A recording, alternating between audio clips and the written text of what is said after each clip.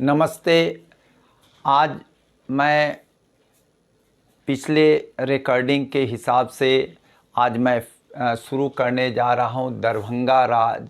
जो दरभंगा राज आपको ज़मींदारी राज के लिए जाना जाता है और उसका एक और नाम है खंडवाल परिवार वंश के रूप में जाना जाता है, क्योंकि उनका जो आपको खंडवाल कुल के थे, इसलिए खंडवाल परिवार के रूप में भी जाना जाता है।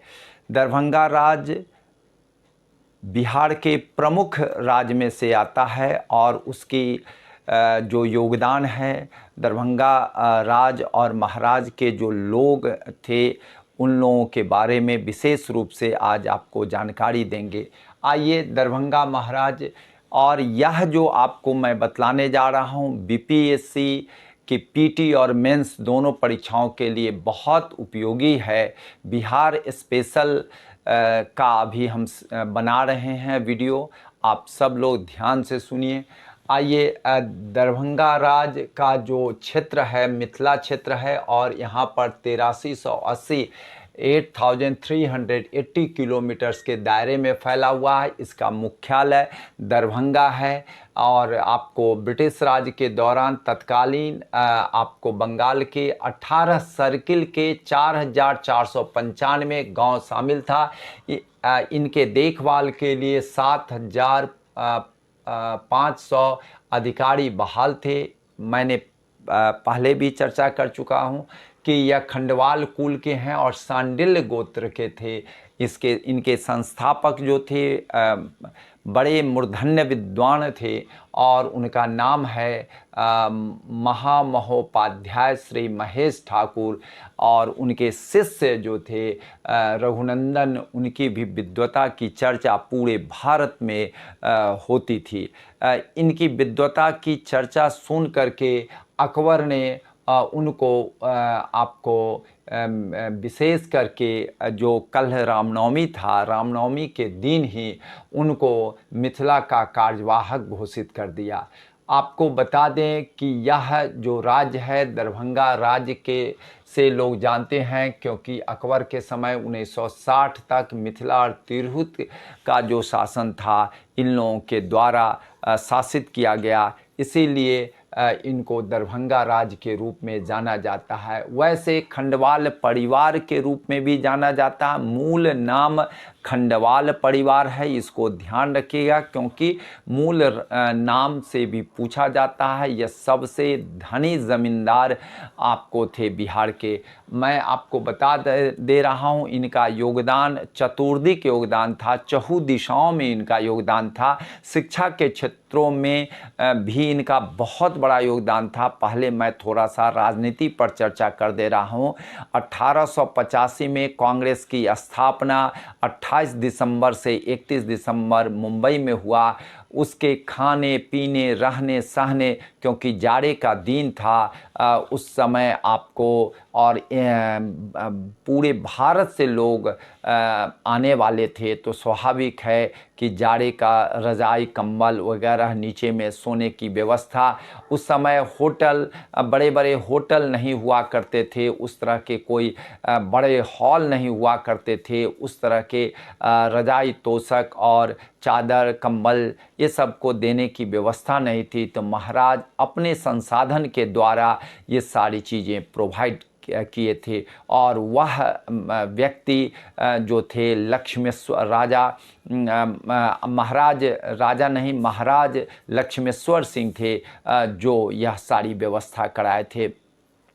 तो आपको उस समय जबकि बंगाल, बिहार, झारखंड सब एक थे, लेकिन आज का जो बिहार है उस बिहार के अगर एक व्यक्ति का नाम लिया जाए कि 1885 में कौन एक व्यक्ति थे जो उसमें वहाँ पर उपस्थित थे, तो आप कह सकते हैं कि वह जो थे महाराज लक्ष्मेश्वर सिंह थे। और वह लक्ष्मेश्वर सिंह वहाँ पर तेजपाल संस्कृत कॉलेज में यह सब व्यवस्था हुआ, वहीं पर मीटिंग भी हुई, वहीं पर रहने खाने पीने सब का व्यवस्था दरभंगा महाराज लक्ष्मेश्वर सिंह के द्वारा किया गया।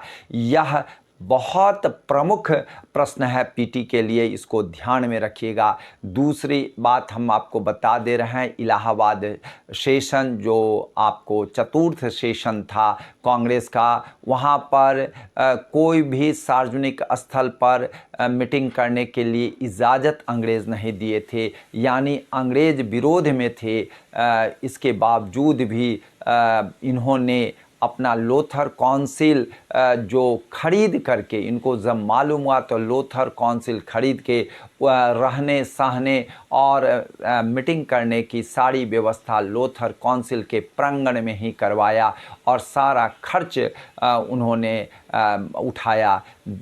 यह जो है बहुत बड़ी बात थी और यह लोथर काउंसिल फिर से वह कांग्रेस को ही दे दिया गया महाराज के द्वारा। तो यह एक बहुत बड़ी बात थी। मैंने आपको बताया है कि संस्कृत कॉलेज जो आज भले ही आधुनिक काल में, अभी के काल में बहुत बड़े बड़े संस्थान आपको कांग्रेस या अन्य बड़े बड़ी पार्टियों को देने के लिए समर्थ है, क्योंकि उनको विरोध नहीं है, लाभ ही लाभ होता है। लेकिन उस ज़माने में अंग्रेज़ के विरुद्ध करते हुए संस्कृत कॉलेज ही ने प्रथम बार बम्बई में स्थान प्रोवाइड किया था और दरभंगा महाराज, जबकि अंग्रेज़ से उनका अच्छा संबंध था, लेकिन उन्होंने कांग्रेस को भी जीवंत रखने में, कांग्रेस को आगे बढ़ाने में इनका बहुमूल्य योगदान था। आप समझ सकते हैं, देश में उनसे बड़े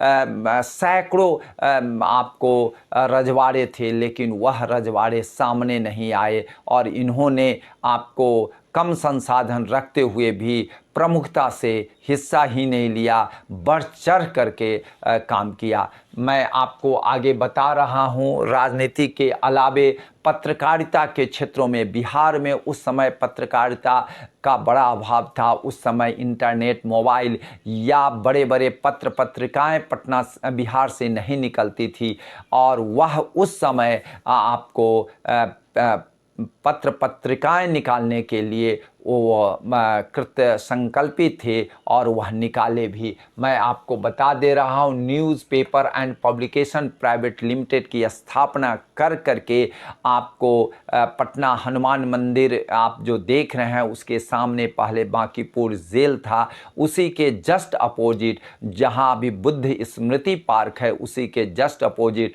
जो महाराजा कम्प्लेक्स कहलाता है, लेकिन वहाँ पर किलानुमा भवन था जिसमें एक तरफ एक भाग में इंडिया नेशन अंग्रेजी आपको डेली न्यूज़पेपर निकलती थी और दूसरे साइड में, दाहिने साइड में आर्यावर्त निकलती थी। संजोग से मुझे उसके एडिटोरियल पेज में इंडिया नेशन के और आर्यावर्त के पेपर में कई लेखों को लिखने का सुअवसर प्रदान किया गया था और उससे मिथिला मिहिर साप्ताहिक पत्रिका का भी प्रकाशन होता था।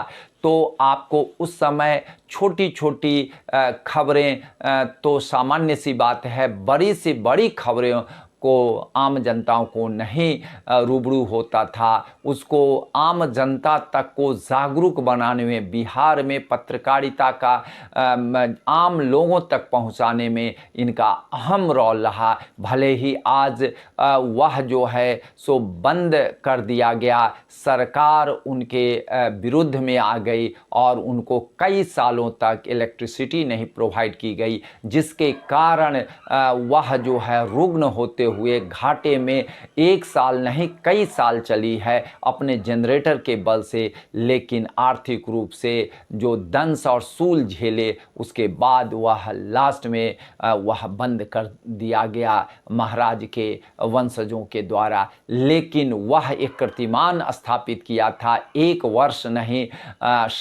माने हम समझते हैं 50 वर्षों से ऊपर भी यह काम किया गया होगा। चलिए मैं आपको आगे बताता हूँ कि यह शिक्षा के क्षेत्रों में बनारस हिंदू विश्वविद्यालय की स्थापना में आपको स्टार्टअप फंड के रूप में 50 लाख रुपया देने वाले, सबसे अधिक दान देने वाले ये थे। और उनको आपको बता देते हैं, पंडित मदन मोहन मालवीय ने उनको आपको प्रो चांसलर भी बनवाया था। यह गौरव बिहार के लिए बहुत बड़ी बात है। मैं आपको बता रहा हूं कि फंड जनरेट करने के लिए यह कई लोगों के पास भी जाते थे। जो ही महाराज खुद जाते थे तो फंड अधिक से अधिक मिलता था।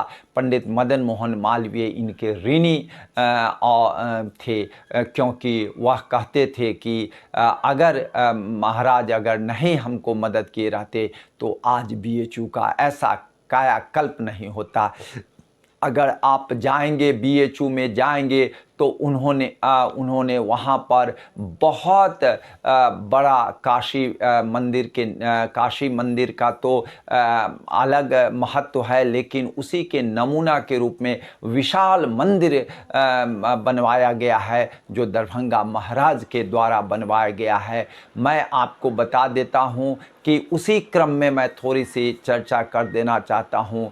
आपको विंध्यवासिनी देवी का मंदिर है विंध्याचल में, वहाँ पर भी आपको बता दे रहा हूँ कि वहाँ पर आपको दरभंगा महाराज के द्वारा आपको बिहार के लोगों के लिए रहने सहने खाने पीने के लिए बहुत बड़ा आपको धर्मशाला का व्यवस्था किया गया है जो निःशुल्क है। संयोग से इस दोनों जगह जाने को ठहरने का मुझे मौका मिला, देखने को मौका मिला। और विंध्याचल में तो वह ठहरने का हम लोगों को कहीं जगह नहीं मिल रहा था, सभी हाउसफुल थे और उसमें वहाँ पर निःशुल्क व्यवस्था थी जिसमें हम लोग रहे।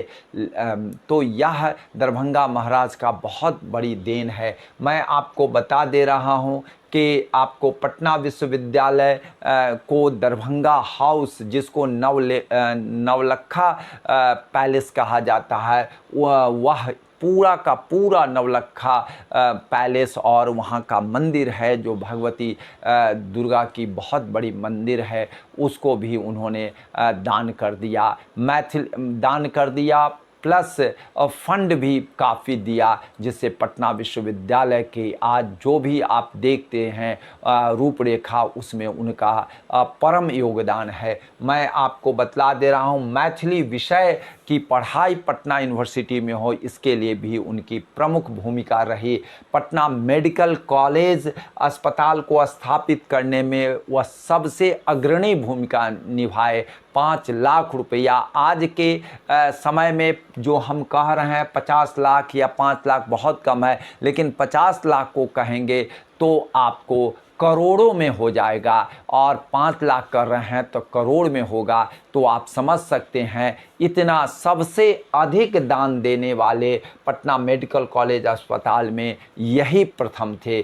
आपको बता देते हैं कामेश्वर सिंह संस्कृत विश्वविद्यालय जो नॉर्थ ईस्टर्न इंडिया में सबसे बड़ा संस्कृत का विश्वविद्यालय है। और नॉर्थ ईस्ट में इसमें आपको बता देते हैं कि पाली प्राकृत जैसे विषयों की पोस्ट ग्रेजुएशन की डिग्री भी प्रोवाइड की जाती है। झारखंड, बिहार और आपको 7 ईस्टर्न जो स्टेट्स हैं, ये सभी लोग यहीं से पाली का सर्टिफिकेट पोस्ट ग्रेजुएट का लेते हैं। प्लस आपको आयुर्वेद की डिग्री भी यहीं से प्रदान की जाती है। मैं एक बार का घटना बता रहे हैं, मैंने देखा हज़ारों हज़ार आपको बौद्धिस्ट लोग आ गए हैं देश विदेश से। तो हमको लगा कि भाई इतनी भीड़ कहाँ से ये दरभंगा में आ गए, इस कैंपस में आ गए। संयोग से मैं उस समय उपस्थित था, कुछ आपको विश्वविद्यालय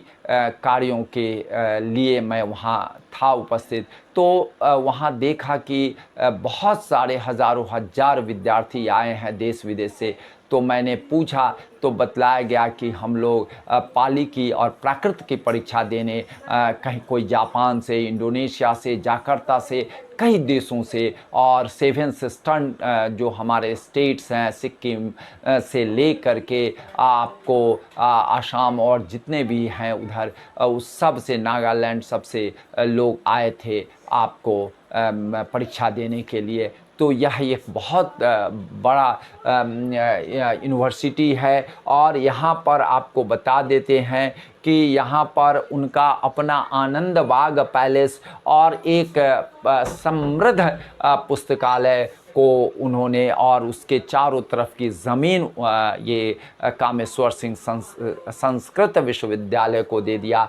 उसके बाद मैं बतला रहा हूँ ललित नारायण मिथिला विश्वविद्यालय को उन्होंने नरगौना पैलेस दे दिया, जो और उसके साथ साथ 70,935 पुस्तक वाला जो पुस्तकालय उनका निजी पुस्तकालय था उसको भी उन्होंने प्रदान कर दिया। लक्ष्मी विलास पैलेस को भी उन्होंने प्रदान कर दिया। यह जो है ललित नारायण मिथिला विश्वविद्यालय, यह कितनी गर्व की बातें हैं कि एक महाराज के कैंपस में दो विश्वविद्यालय, एक संस्कृत कामेश्वर सिंह संस्कृत विश्वविद्यालय, दूसरे में मिथिला विश्वविद्यालय, ललित नारायण मिथिला विश्वविद्यालय चलता है। यह बहुत ही गर्व और बहुत ही शिक्षा के क्षेत्रों के लिए बहुत बड़ी बात है। मैं आपको बतला रहा हूँ कलकत्ता विश्वविद्यालय को भी इन्होंने काफ़ी धन दिया। केंद्रीय पुस्तकालय का पुस्तकालय के भवन का नाम भी दरभंगा भवन कहा जाता है। दरभंगा मेडिकल कॉलेज और अस्पताल जो मुजफ्फरपुर में बनने जा रहा था, लेकिन दरभंगा महाराज ने इसमें आपको काफ़ी धन के साथ साथ सारी ज़मीन, अपनी ज़मीन उन्होंने दिया, तब जाकर के दरभंगा मेडिकल कॉलेज और अस्पताल का निर्माण हुआ। मैं आपको बता रहा हूँ इलाहाबाद विश्वविद्यालय को भी इन्होंने काफ़ी सहायता की, तन मन धन से सहायता की। अलीगढ़ मुस्लिम विश्वविद्यालय को भी तन मन धन से सहायता की। मिथिला स्नातकोत्तर शोध संस्थान, Mithila post graduate research institute जो कावर घाट में है, जिसमें 60 एकड़ ज़मीन और पेड़ पौधे से आच्छादित, सुरभित करने वाला, सुगंधित करने वाला ज़मीन के साथ भवन को भी इन्होंने दान दिया, जो बागमती नदी के तट से जुड़े हुए हैं। और आपको बता देते हैं कि इसके लिए डॉक्टर राजेंद्र प्रसाद ने एक प्रस्ताव रखा था और उनकी पहल पर उन्होंने यह जो है आपको Mithila post graduate research institute की स्थापना उन्होंने किया था। मैं आपको बतला देता हूँ, यह बहुत ही स्वप्न दृष्टा ही नहीं, वह सबसे बड़ी बात है कि आने वाले समय को वह पहचानते थे। अंग्रेजी जिस तरह से संस्कृत और संस्कृति के लिए काम किए, कला और संस्कृति में इनका विशेष अभिरुचि था, लेकिन जो हवा की मांग थी, एज की डिमांड थी, उसको ध्यान में रखते हुए उन्होंने अंग्रेजी शिक्षा को भी प्रोत्साहित किया और उसके लिए उन्होंने राज स्कूल दरभंगा की स्थापना की, जिसमें उन्होंने यह राज स्कूल लक्ष्मेश्वर सिंह के द्वारा स्थापित किया गया था। अंग्रेज़ी माध्यम का स्कूल है, बहुत प्रसिद्ध स्कूल है। उसके बाद महिलाओं की शिक्षा के लिए महिला सशक्तिकरण की सोच उनकी कितनी बड़ी थी कि एमएसटी गंगाबाई द्वारा स्थापित विद्यालय को भी तन मन धन से मदद किया। महाकाली पाठशाला के मुख्य संरक्षक, ट्रस्टी और फाइनेंसर के रूप में भी ये जाने जाते हैं। बरेली महाविद्यालय, कहाँ बरेली, लेकिन वहाँ जा कर के भी इन्होंने जा कर के उसको विभिन्न तरह की सुविधाएं और धन संपदा का भी उन्होंने दान दिया। महारानी रामेश्वरी भारतीय चिकित्सा विज्ञान संस्थान मोहनपुर, महाराजा रामेश्वर सिंह की पत्नी का नाम है, उसी के नाम पर इन्होंने आपको भारतीय चिकित्सा पद्धति को भी पुनर्जीवित करने के लिए, पुनरुत्थान करने के लिए उसको स्थापित किया। यह भी एक बहुत बड़ी धरोहर के रूप में जाना जाता है। वैसे इनकी जो सोच थी वह मैंने आपको बताए हैं कि यह आपको आने वाले समय की स्थिति को ध्यान में रख करके, इंडस्ट्रियलाइजेशन को भी ध्यान में रख करके इन्होंने व्यवसाय के क्षेत्र में नील से लेकर के चीनी मिल, कागज, जूट मिल वगैरह सब की स्थापना महाराज कामेश्वर सिंह ने किया। मैं आपको बता देता हूँ कि यह जो है आपको ये इसके अलावे आपको बता देता हूँ कि इन्होंने आपको उन्हें बता दे रहा हूँ कि यह इनके लिए बहुत बड़ी बात थी, क्योंकि उस समय के राजा कभी मील की चर्चा नहीं कर सकते थे। वह तो केवल और केवल आपको संगीत, शराब और शबाब में रहते थे। जो इन्होंने इस चीज़ को अलग कर इन्होंने इंडस्ट्रियलाइजेशन, शिक्षा को भी अहम भूमिका इन्होंने दिया। मैं आपको बतला देता हूँ कि यह जो है आपको इनकी कई तरह की बातें थी। टाटा स्टील में इनका पर्सनल शेयर, व्यक्तिगत शेयर में सबसे अधिक शेयर इनका लगा हुआ था। मैं आपको बता रहा हूँ कि यह जो है नवसारी गुजरात, जो जमशेद जी का गांव था, वहाँ भी इन्होंने मिल लगाया था। तो आप समझ सकते हैं कि व्यवसाय के क्षेत्रों में भी इनकी कितनी अभिरुचि थी। कहाँ नवसारी गुजरात उस समय कितनी दूरी थी, और उन्होंने जमशेद जी के गांव में जाकर के मिल स्थापित किया था। और टाटा में भी शेयर, इंडिविजुअल शेयर के रूप में सबसे अधिक शेयर इनका ही था। तो यह कितनी बड़ी दूरदृष्टा सोच इनकी कही जा सकती है। मैं आपको बता रहा हूँ संगीत और कला के क्षेत्रों में भी इनका अभूतपूर्व योगदान है। आप समझ सकते हैं उस्ताद बिस्मिल्लाह खान, जबकि वह उतने प्रसिद्ध नहीं हुए थे, बाल्यकाल से लेकर के युवा काल तक इन्होंने वहीं पर रह करके वह शहनाई की धुन बजाते थे और उनको सारा संरक्षण ये महाराज देते थे। मैं आपको बता रहा हूँ पंडित राम चतुर मल्लिक जो ध्रुपद गायक थे, राष्ट्रीय स्तर के ध्रुपद गायक थे, और वह ध्रुपद गायक आपको बता दे रहे हैं खास करके दरभंगा घराना का जो आपको ध्रुपद गायक थे पंडित राम चतुर मल्लिक, वह यह आपको गाते थे, जो उनके यहाँ ही रहते थे। पंडित रामेश्वर पाठक दरबारी संगीतकार ही थे।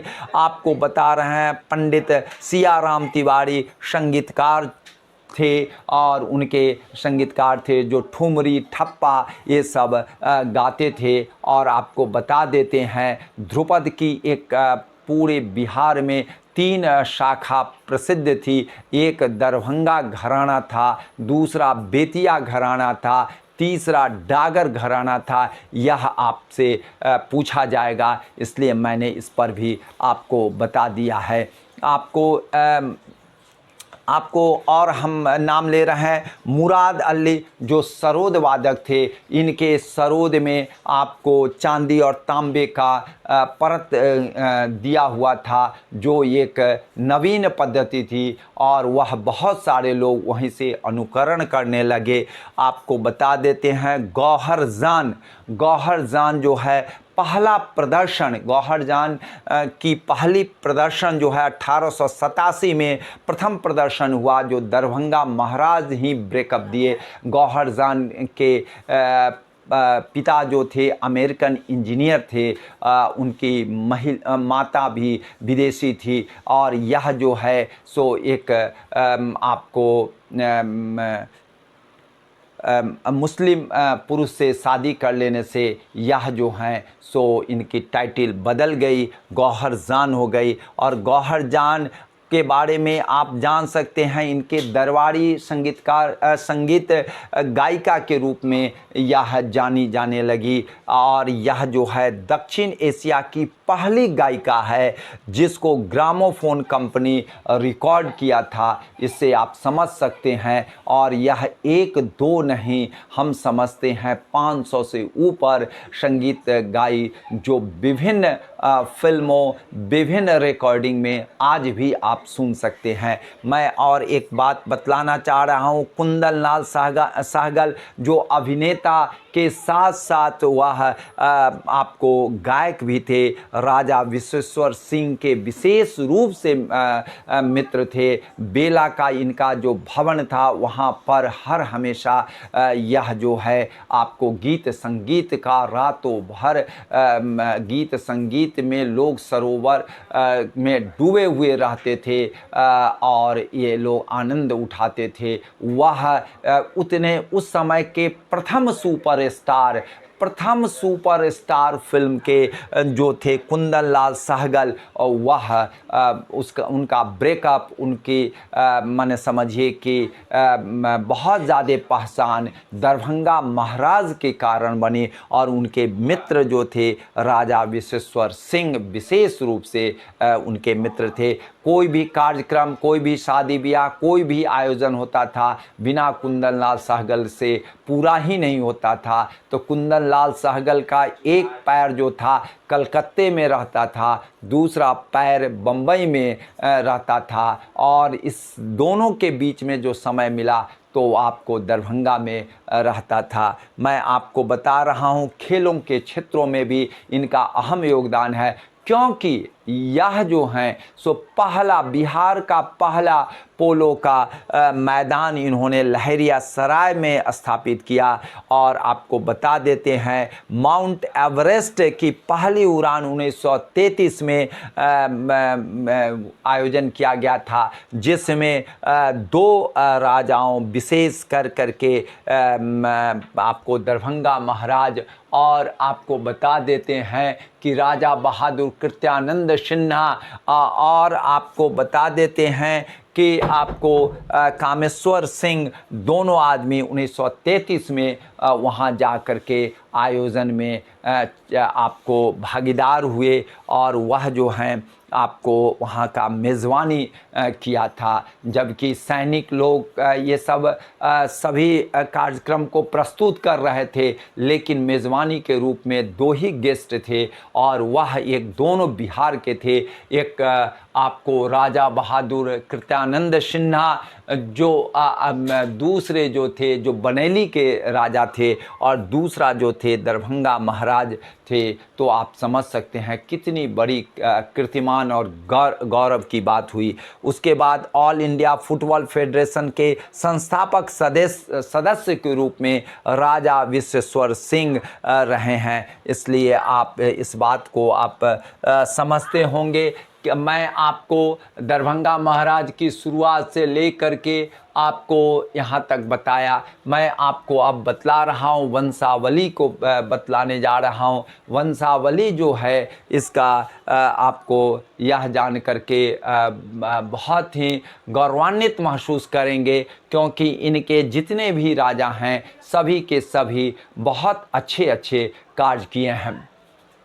मैं आपको बता देता हूँ राजा महेश ठाकुर जो 1556 से लेके 1569 तक मीन्स आपको 1556 1569 तक यह रहे। राजधानी उस समय भौर था, मधुबनी में पड़ता है।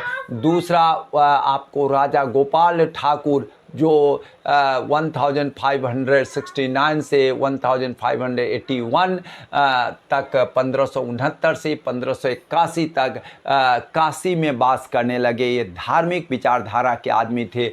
तब इनके जो अनुज छोटे भाई थे परमानंद ठाकुर, वह जो है राज पद संभाला, और उनके सौतेले भाई राजा शुभंकर ठाकुर जो हैं सो शुभंकरपुर गांव जो दरभंगा से सटे हुए है, दरभंगा शहर से सटे हुए है, वह शुभंकरपुर गांव बसाया। और राजधानी जो पहले भौर था वह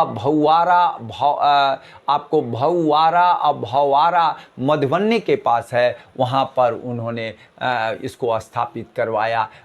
उसके बाद उनके पुत्र राजा पुरुषोत्तम ठाकुर जो 1617 से लेकर 1641 तक रहे। फिर उनके साथ में पुत्र राजा सुंदर ठाकुर 1641 से 1668 तक रहे। फिर राजा महीनाथ ठाकुर 1668 से 1690 तक मिथिला की प्राचीन राजधानी सिमराव परगने के अधीश्वर सुगांव नरेश गज सिंह पर आक्रमण करके उनको परास्त किया और उनके सारे आपको क्षेत्रों को अपने राज्य में मिला लिया। राजा महीनाथ ठाकुर के भाई राजा नरपति ठाकुर थे जो 1690 से लेकर 1700 तक शासन किए। उसके बाद राजा माधव सिंह थे। राजा माधव सिंह यहीं से ये लोग जो हैं सिंह की उपाधि धारण किए, उससे पहले ये ठाकुर की उपाधि धारण इनका था। तो यह आपको बता देते हैं ये ब्राह्मण थे। ठाकुर मीन्स आप क्षत्रिय नहीं समझेंगे और सिंह मीन्स क्षत्रिय नहीं समझेंगे।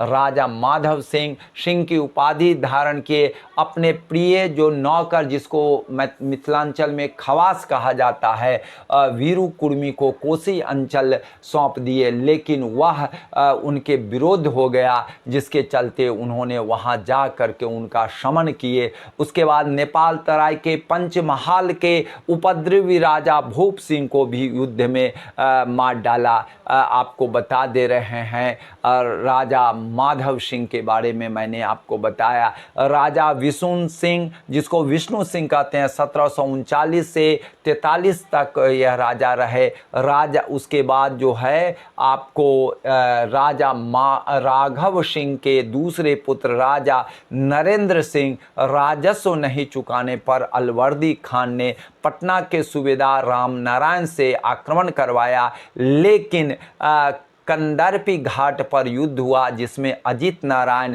झंझारपुर के ब्राह्मण थे, उन लोगों ने इनको मदद किया और राजा जो है राजा नरेंद्र सिंह जो है सो वह युद्ध जीत लिया। तो मैं आपको बता दे रहा हूँ कुछ दिनों के लिए रानी पद्मावती 1776 से 78 तक मात्र 2 साल रही हैं। उसके बाद आपको बता देते हैं राजा नरेंद्र सिंह के दत्तक पुत्र राजा प्रताप सिंह जो 1778 से लेके 85 तक यह रहे राजधानी भौवारा से झंझारपुर, यहाँ झंझारपुर ले गए।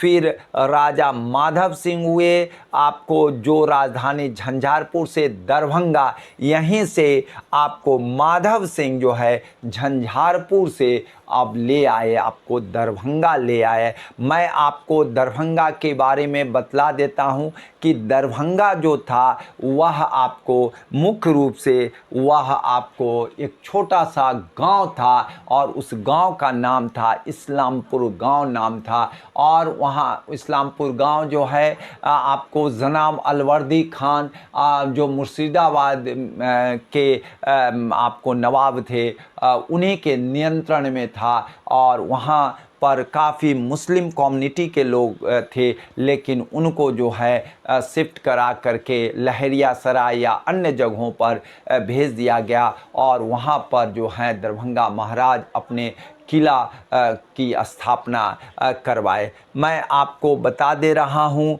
कि यह जो है आपको राजा माधव सिंह के बाद आपको बता देते हैं यह राजा प्रताप सिंह के सौतेले भाई राजा माधव सिंह थे। महाराज छत्र सिंह 1807 से 39 तक राज किए और नेपाल युद्ध में अंग्रेज़ों की सहायता करने से उनको अंग्रेज वायसराय ने इनको काफ़ी मदद की और इनको महाराजा की उपाधि भी प्रदान किया गया। इनको महाराजा पहले राजा से महाराजा हो गए और इसमें नेपाल युद्ध में अंग्रेजों की मदद करने से इनको महाराजा की उपाधि मिली। महाराजा रुद्र सिंह हुआ 1839 से 50 तक।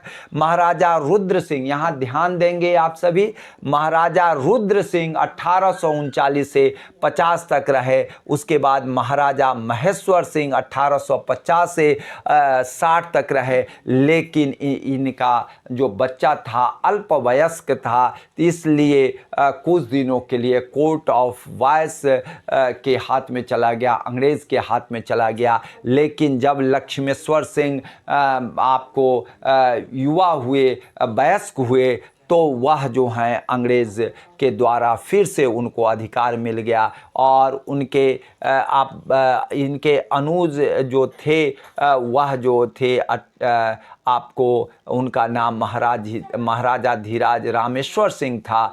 वह अंग्रेज़ द्वारा महाराज धीराज की उपाधि धारण किए और उसके बाद यह जो है आपको बता देते हैं कि राजनगर जो है सो वहाँ पर इन्होंने एक राजमहल बनवाया और वह राजनगर राजमहल जो है वह नौलक्खा महल के रूप में जाना जाता था। उसका निर्माण जो है इटालियन जो आर्किटेक्ट थे डॉक्टर M.A.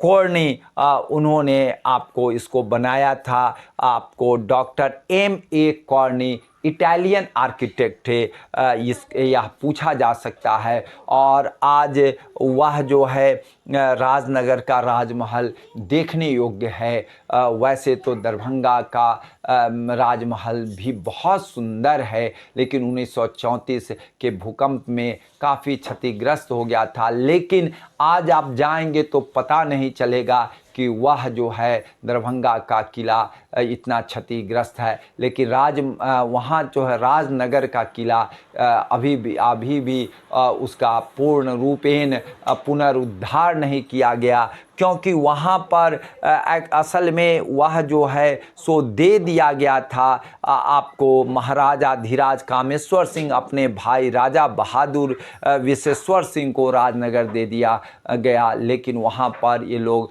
बहुत बढ़िया से नहीं उसको डेवलप कर पाए। आज भी वह थोड़ा सा डैमेज्ड है। अब तो सुनते हैं कि वो SSB को दे दिया गया है। तो आपको बता, लेकिन कला के दृष्टिकोण से आज भी राजनगर का किला प्लस दरभंगा महाराज का किला बहुत महत्वपूर्ण है। इसको आप ध्यान देंगे। मैं आज दरभंगा महाराज के बारे में बतलाया। नेक्स्ट में आपको अन्य जो आपको रियासत थे, रियासत तो कहना उचित नहीं है, लेकिन ज़मींदारी राज के रूप में तो निश्चित ही कहा जा सकता है। तो अन्य बिहार के जो ज़मींदारी राज था उसके बारे में हम चर्चा करेंगे। जय हिंद, जय भारत।